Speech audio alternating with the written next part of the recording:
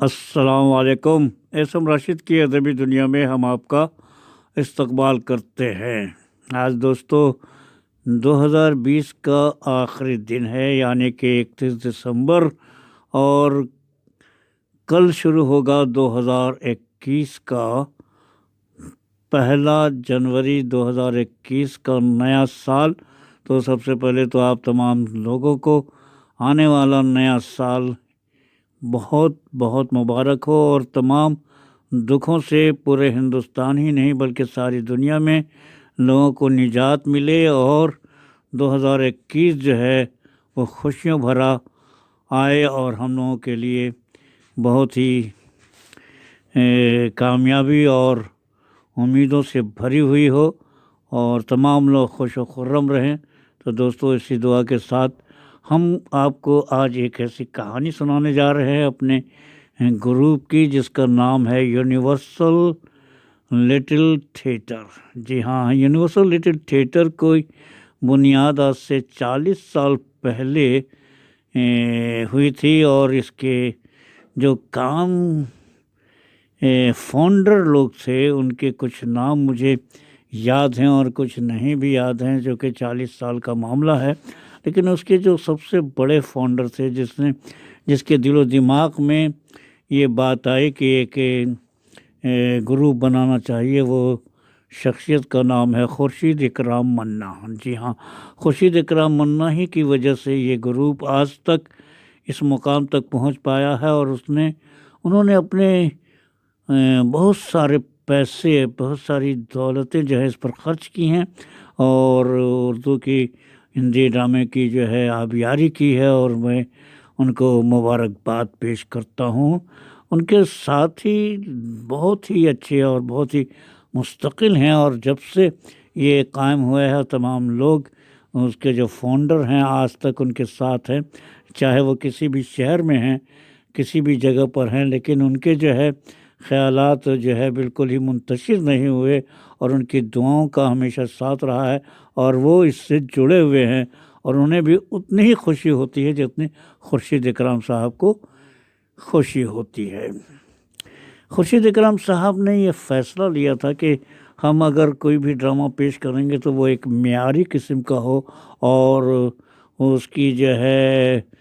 आम सतही ड्रामे हम पेश नहीं करेंगे, और अच्छे और ख़ूबसूरत ड्रामे जो है उर्दू हिंदी तबका को देंगे, और इस पर वो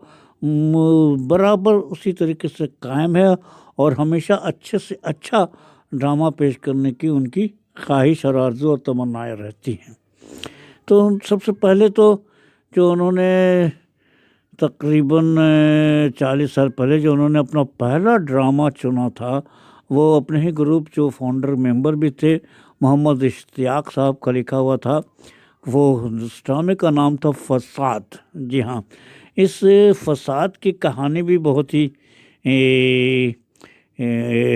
आपके लिए ज़रूरी है कि जमशेदपुर में ज़माने में फसाद हुआ था, जिसमें ज़की अनवर का कत्ल हो गया था, और उनकी लाश जो है 3 दिन तक सड़क पर पड़ी हुई थी, और बुरी तरीके से जो है फसाद जो है अपने पूरे शहर को जो है अपने लपेट में लिए हुए था। तो उसी पर ये ड्रामा लिखा गया था, और उसमें तमाम किरदार ओरिजिनल रखे गए थे। जो उस ड्रामे में की खूबी यही थी कि जो उस वक्त के नेता थे, जो उस वक्त के पुलिस ऑफिसर थे, जो उस वक्त के गुंडे थे, जो उस वक्त के समाजी कारकुन थे, वो सारे लोग, जिन लोगों ने मिलकर के एक शरीयत रचा था और इतने बड़े फसादात को जन्म दिया था, और उस फसादात को पेश कर कर के जो है हिम्मत जो जुटाई थी, बहुत सारे के पास वो गए खुर्शीद इकराम साहब, और चाहा कि ड्रामे को पेश किया जाए, लेकिन तमाम लोगों ने डर के मारे, खौफ के मारे जो है इस ड्रामे को पेश करने के लिए तैयार नहीं हुए। पता नहीं वो कैसे मेरे पास आ गए, और मैंने हामी भर ली, और अल्लाह का करम हुआ कि वो ड्रामा बहुत ही मकबूल और बहुत ही खूबसूरत तरीके से पेश किया गया। कला मंदिर के हॉल में उसकी लाइटनिंग, उसके रेप सीन, उसके जो है फसादात के वो मनाजिर, वो जलते हुए शहर और सारी चीज़ों को जो पेश किया गया वो देखने के लायक था। लेकिन बदकिस्मती थी कि बहुत सारे जो हमारे क्रिटिक थे उनका कहना था कि ये सबसे बड़ी मुसीबत ये है कि आपने तमाम नाम जो है ओरिजिनल रखे हैं, जिसकी वजह से हम लोग पकड़ में आ जाएंगे। तो उसके रिव्यू लिखने के लिए वो तैयार नहीं हुए।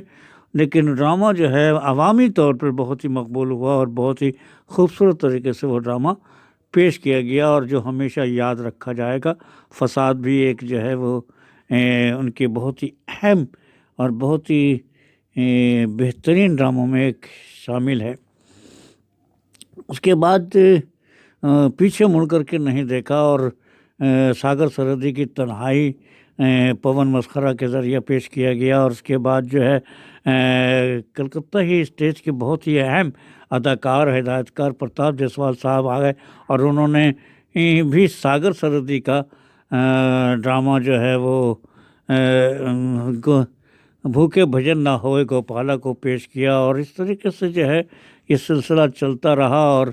फिर पवन मस्खरा आए और फिर सरताज आए, फिर राशिद साहब आए और हम लोगों ने ये 40 साल का सफ़र जो है आहिस्ता आहिस्ता हम लोगों ने बहुत सारे ड्रामे नहीं किए हैं, लेकिन जो किए बहुत ही मुख्तसर किए और बहुत ही अच्छे ड्रामे पेश किए जो हमेशा याद रखे जाएंगे। और जिसके लिए आज मैं आपके सामने हाजिर हुआ कि 2019 में महीना था सितंबर का और तारीख शायद 27 तारीख थी, वो डेट हम मेरे जहन से निकल रहा है, लेकिन दिन था जुमेरात का दिन और वहाँ एक ड्रामा पेश होना था और उस ड्रामे को पेश किया गया जिसका नाम था नटी विनोदिनी। जब नटी विनोदिनी की बात हुई कि मैंने कहा कि भाई ये सारे तो ड्रामे हो चुके हैं, अगला ड्रामा क्या होगा। तो उन्होंने कहा कि भाई राशिद भाई मैंने एक ड्रामा जो है हमारे गुरु जो हम लोगों के जो गुरु हैं जनाब प्रताप जायसवाल ने की ख्वाहिश है, आरज़ू है, वो एक ड्रामा जो है उस तर्जुमा कर रहे हैं और तो चाहते हैं कि वह ड्रामा जो है यूनिवर्सल लिटिल थिएटर के बैनर से पेश किया जाए। तो मैंने कहा कि सर आप लिखिए और जो भी अखराजात होंगे आप उसकी चिंता मत कीजिएगा और ड्रामा जो है आपके मुताबिक जो है पूरे आबो ताब के साथ पेश किया जाएगा, आप बिल्कुल परेशान ना हों। लेकिन एक धड़कन सी लगी हुई थी। मैंने कहा यार खुर्शीद इकराम भाई ये तो बंगाली माहौल का ड्रामा है और हमारा और वो भी एक जो है वो एक एक्ट्रेस की कहानी है जिसका ताल्लुक़ बंगाल से है, तो क्या हिंदी वाले उर्दू वाले इसे हज़म कर पाएंगे। तो बोले असल में क्या है कि गुरु की ख्वाहिश है, मैं इसे गुरु दक्षिणा समझ करके जो है वो काम कर रहा हूँ और मैं चाहता हूँ कि उनकी चीज़ जो है जो उनकी ख्वाहिश है, जो आरज़ू है, वो तमन्ना है, वो मैं पूरी करूँगा। तो मामला बोला चलो भाई ठीक है, जब ऐसी बात है और तो बिस्मिल्लाह। तो कहानी लिखने का तर्जुमा होता रहा, आते रहे, लिखते रहे और ये कहानियाँ बढ़ते बढ़ते जो है जब तैयार हुई तो 3 से 3.5 घंटे का ये ड्रामा तैयार हुआ। मैंने कहा प्रताप भाई असल में क्या है कि आज 3.5 घंटे तक ड्रामा देखने के लिए ऑडियंस जो है वो मौजूद नहीं रहती है और हॉल भी 3 घंटे से ज़्यादा तो मिलता नहीं है, तो मुश्किल ये हो जाएगी। तो फिर उसे की कटाई छटाई शुरू हुई और उसे कटाई छटाई करने के बाद जो है तकरीबन 2.5 घंटे का नाटक तैयार हुआ। रिहर्सल शुरू हुआ, रिहर्सल के दौरान फिर बातें हुई और इस तरह करते करते वो तकरीबन 1.25 घंटे का ड्रामा तैयार कर दिया गया और इससे कम में और कोई राह नहीं थी उसके और कम करने के लिए। और बहुत ही पैक हो चुका था, बहुत ही कॉम्पैक्ट था और ड्रामे में बहुत जान पैदा हो गई थी। तो ड्रामे का रिहर्सल शुरू हुआ, तकरीबन 10 महीने तक इस ड्रामे को रिहर्स किया गया ताकि किसी किस्म की कोई भी खामी नज़र ना आए और तमाम किरदारों ने वक्त से काम किया, खूब मेहनत से काम किया और उस किरदार को जीने के लिए भरपूर कोशिश की। तो ड्रामे का नाम था नटी विनोदिनी, और ये एक ऐतिहासिक प्ले है। मगरबी बंगाल नहीं, पूरे बंगाल में नटी विनोदिनी एक ऐसा किरदार है, एक ऐसी शख्सियत का नाम है जिसके बिना बंगाल के ड्रामा की हिस्ट्री लिखी ही नहीं जा सकती, और उसके बिना जो है ड्रामा की दुनिया को मुकम्मल कहा नहीं जा सकता। और इस अछूते ख्याल को हिंदी और उर्दू वाले अपने तौर पर ना तो कभी उधर ध्यान दिया, ना कभी उस तरफ मुतवज्जे हुए कि ऐसी किसी कहानी को हम लोग अडॉप्ट करें या उसे ऐसी शक्ल दे कि वो ऐसा लगे कि वो हिंदी की दुनिया की चीज़ है। तो उस पर काम शुरू किया गया। और ये बताता चलूँ कि नटी विनोदिनी जो है ये जात्रा में ज़्यादा खेला जाता है, और इसे मेरे ख्याल से पूरे बंगाल में कोई भी ऐसी शख्सियत नहीं है कि जो बंगाली ज़बान जानता है वो नटी विनोदिनी की ड्रामे को अच्छी तरीके से जानता है, उसके एक एक डायलॉग को जानता है, उसके एक एक जो है उसके किरदारों से वो वाकिफ़ है, उसकी ज़िंदगी से वाकिफ़ है, उसकी रूह से वाकिफ़ है। तो जाहिर बात है कि एक ऐसा ड्रामा को पेश करने के लिए हिम्मत दरकार थी, और बहुत ही पैसे की भी ज़रूरत थी, क्योंकि उसमें जो कॉस्ट्यूम थे बहुत ही गॉर्जियस थे और बहुत सारी चीज़ें थी। तो इसमें जो नटी विनोदिनी थी वो उस ज़माने में ड्रामे जो हुआ करते थे, ड्रामे के किरदार में औरतों का किरदार जो है मर्द ही पेश किया करते थे, औरतें को पेश नहीं किया जा सकता था, औरतें इसमें शामिल नहीं होती थी, मायूब समझा जाता था। उस ज़माने में नटी जो है विनोदिनी वो एक तवाइफ थी, और उसने उस ज़िंदगी से निकलकर ड्रामे को अपनाना चाहा, और चाहा कि अपनी ज़िंदगी को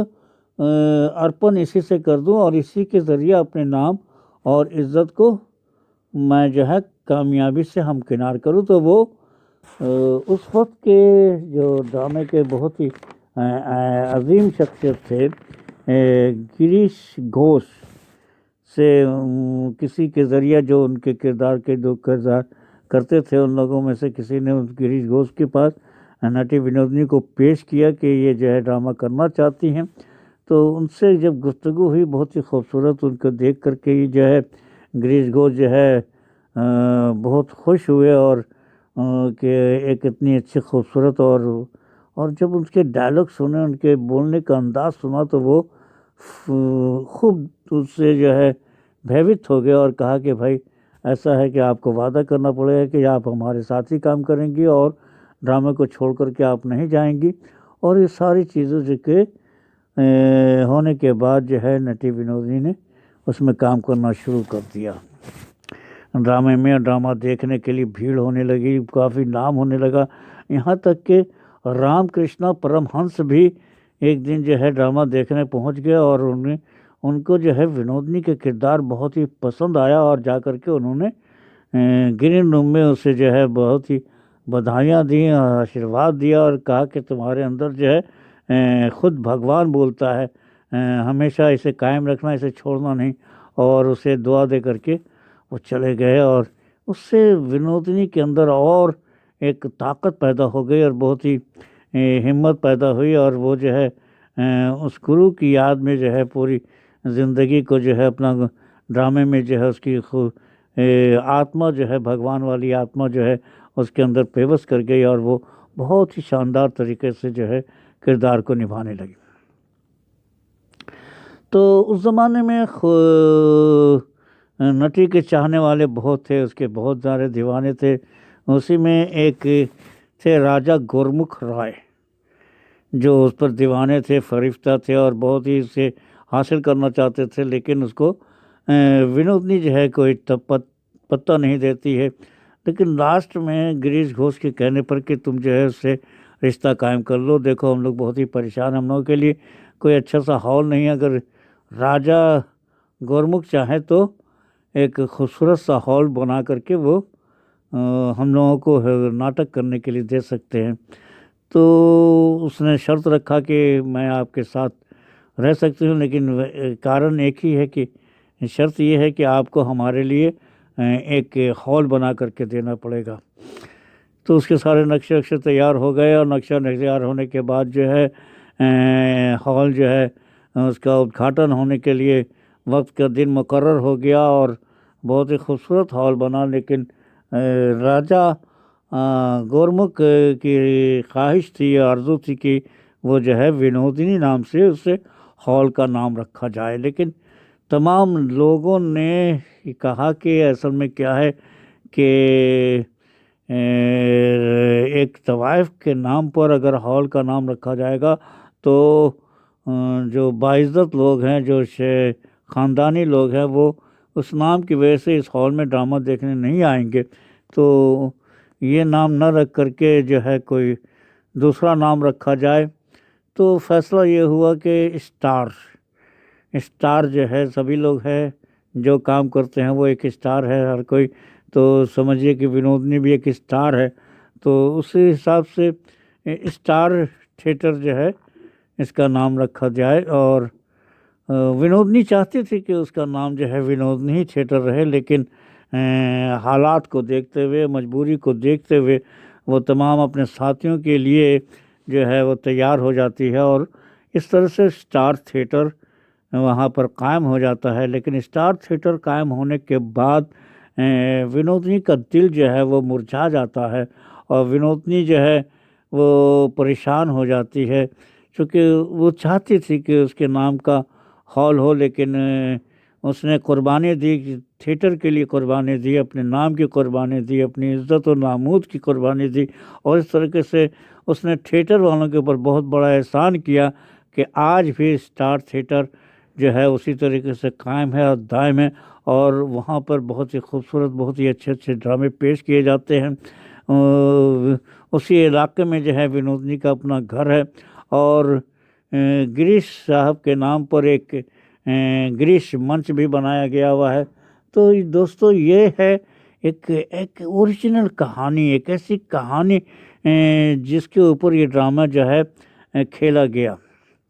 वो सितंबर का महीना था, थर्सडे का दिन था, जिसमें तमाम किरदारों ने बहुत ही खूबसूरत तरीके से ड्रामे को पेश किया, और इसका प्रीमियर शो स्टार थिएटर ही में रखा, क्योंकि स्टार थिएटर ही विनोदिनी का मेन मुकाम था, जहां इसके लिए उसने सारी कुर्बानियाँ दी थी। तो हम लोगों ने सोचा कि हिंदी ड्रामा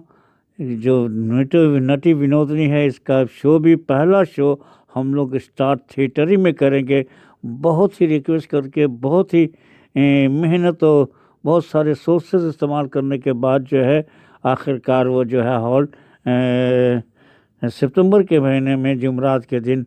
हम लोगों को नसीब हुआ, और उसका प्रीमियर शो हम लोगों ने स्टार थिएटर में ही किया। और अल्लाह का फजल रहा, अल्लाह का करम रहा कि बंगाली से लेकर के, हिंदी से लेकर के, उर्दू से लेकर के सारी ऑडियंस वहाँ पर मौजूद थी। हम सोच नहीं सकते थे कि इस कदर रश होगा, इस कदर भीड़ होगी इस ड्रामे को देखने के लिए, इतने लोग उतौले होंगे। बंगाली से लेकर के हर कोई, पूरा हॉल खचा खच भर गया था, सीट कहीं पर बैठने की जगह नहीं थी। तकरीबन 2 घंटे तक कई सौ आदमी खड़े होकर के नाटक देखते रहे, और जब ड्रामा ख़त्म हुआ तो खड़े होकर के जो है उसे लोगों ने सैल्यूट किया, बधाइयाँ दी, और मेरे ख़्याल से कलकत्ता के तमाम अखबारात ने उसको बहुत ही अच्छा कवरेज दिया, बहुत अच्छी रिपोर्टिंग दी, और एक इतिहास बन गया, एक ऐसी एक ऐसा मुकाम हासिल कर लिया कि मैं समझता हूँ कि यूनिवर्सल लिटिल थिएटर को नटी विनोदनी की वजह से हमेशा हमेशा याद किया जाएगा, क्योंकि इसने वो कारनामा अंजाम दिया है, और मगरबी बंगाल की कहानी को, और बंगाल की कहानी को, बंगाल के ड्रामे को जो उसने कलब दिया, जो रूह दी है, वो एक ऐसा मंजरनामा पेश किया है कि ख़ुद बंगाली हैरान थे कि वो यात्रा जिसे हम लोग इतनी मुश्किलों से पेश करते थे, उसे 2 घंटे के अंदर इतनी खूबसूरती से कैसे पेश किया गया। उसके ओरिजिनल राइटर वहाँ मौजूद थे, उसने आकर के बधाई दी और उन्होंने बहुत बहुत मुबारकबाद पेश किया कि मैं बहुत खुश हूँ कि आपने बहुत ही अच्छा ड्रामा पेश किया। तो दोस्तों, ये थी 2019 की वो कहानी, वो कल्पना, वो ख्वाहिश, वो आरज़ू, वो तमन्ना जो यूनिवर्सल लिटिल थिएटर चाहता था, वो उसे मिल चुका है। मैं समझता हूँ कि ये वो कहानी है, ये वो नाटक है जो आइंदा 2020 तो अब ख़त्म हो गया, चूँकि हम लोग कोरोना के मारे जो है वो सारे हॉल वगैरह बंद रहे, जिसकी वजह से हम इसके दूसरे शोज़ नहीं कर सके। जब ये मामला हटेगा और हॉल वगैरह जो है दस्तयाब होंगे तो इंशाअल्लाह ज़रूर हम लोग नटी विनोदनी के शोज़ खेलेंगे। सिर्फ यहाँ ही नहीं, बल्कि हमारा इरादा है कि हिंदुस्तान के कोने कोने में जा कर के नटी विनोदनी को, कि नटी विनोदनी कौन थी, क्या थी और उसने किस तरह की कुर्बानी थिएटर के लिए दी थी, वो सारी चीज़ों को हम लोगों के सामने पेश करेंगे, पूरे हिंदुस्तान के सामने पेश करेंगे, अपनी ज़बान में, हिंदी ज़बान में, उर्दू ज़बान में। तो दोस्तों, इस तरीके से मैं मुबारकबाद पेश करता हूँ यूनिवर्सल लिटिल थिएटर को कि उन्होंने वो कारनामा अंजाम दिया है जो थिएटर की दुनिया में हमेशा याद रखा जाएगा। उसके सारे ड्रामे भूल जाए,